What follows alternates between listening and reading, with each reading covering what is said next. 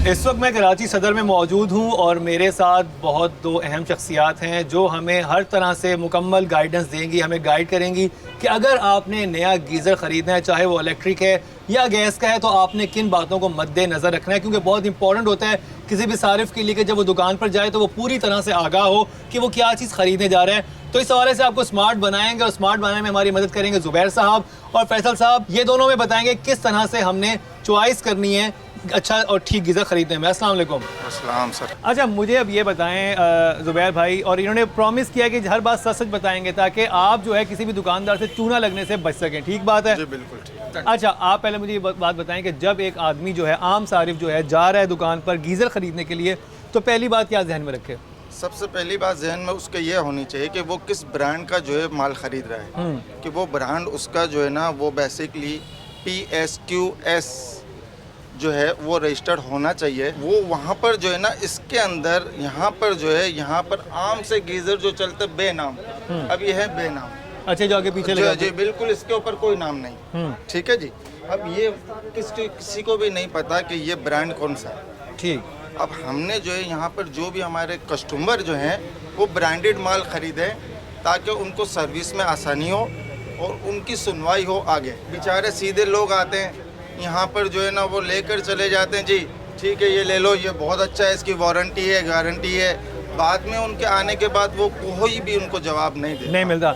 अच्छा, मुझे एक बात बताइएगा कि आपने ये बात तो समझ आ गई व्यूवर्स को भी कि आप कोई ब्रांड मांगे जिसका ऑलरेडी आपको पता हो और हर एक के पास स्मार्टफोन है, वो जाके चेक कर ले कि भाई वो उसकी कोई वेबसाइट पड़ी है, उसको कोई फेसबुक पेज है, उसका सर्विस सेंटर है, ताकि अगर कल वो ख़राबी हो जाए तो वो ठीक करवाया जा सके। बिल्कुल सही आपने बात बताई। अच्छा, अब आपने यहाँ पर ब्रांडेड भी रखे हुए हैं और बगैर ब्रांड के भी रखे हुए हैं, तो फ़र्क क्या होता है अंदर इंटरनली इनमें फ़र्क क्या होता है? फ़र्क ये होता है कि ब्रांड में जो इस वक्त जो सबसे ज़्यादा फास्ट चल रहा है वो कॉपर है, और कॉपर वाइनिंग पूरी कॉपर है। अब मिसाल के तौर पे और ये आप इलेक्ट्रिक गीज़र की बात बता रहे हैं? इंस्टेंट गीज़र गैस की बात कर रहा हूँ। अभी हम गैस पे, ठीक है, अभी गैस ब्रांडेड अगर लेते हैं तो उसकी 1 year complete parts, 5 year service warranty है। सही है। जैसे अनब्रांड लेते हैं तो उसकी वारंटी होती है 1 ईयर सर्विस।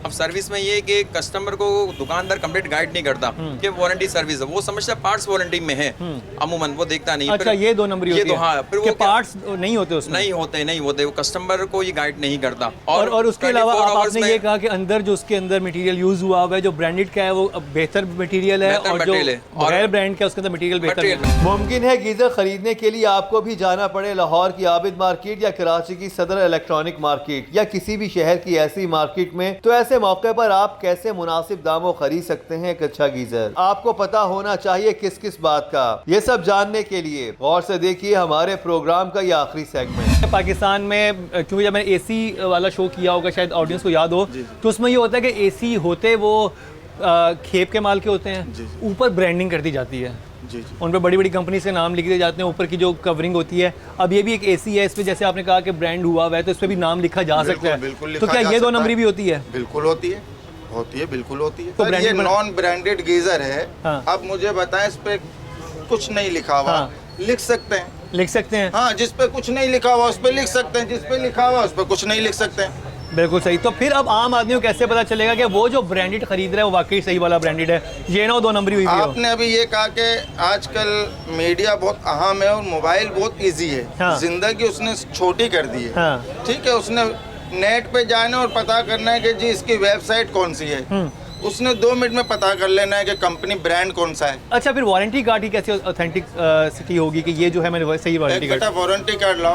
गर्म पानी के लिए गीजर खरीदते वक्त वारंटी कार्ड को भी गौर से पढ़ना जरूरी है। वारंटी कार्ड पर क्या लिखा होता है और क्या क्या लिखा होना जरूरी है, जरा गौर से सुनिएगा। वारंटी कार्ड देख रहे हैं आप, ये ठीक है। हाँ। इसमें तफसील से वजाहत लिखी हुई है। हाँ। अच्छा, इसको भी ये सर्विस सेंटर के कितने नंबर लिखे हैं? 1 2 3 4। ठीक है। और इसके ऊपर कोई वो होता है QR कोड या जिससे आप पता करें कि मैंने जो खरीदा होगा, इसकी बुक होगी जो, उसके अंदर हर चीज होगी कि मैंने जो मॉडल खरीदा है उसको जारी पे। तो अच्छा, जैसे बाइक्स होती हैं या गाड़ी होती है, उसका सर्टेन नंबर होता है, क्या ये इन प्रोडक्ट्स का भी कोई एक नंबर होता है? बिल्कुल होता है, हर एक अलग होता है। जो ब्रांडेड होगा उसका होगा। अच्छा, अनब्रांडेड होगा उसका नहीं होगा। अब आपको मैं एक मिसाल दे दूं,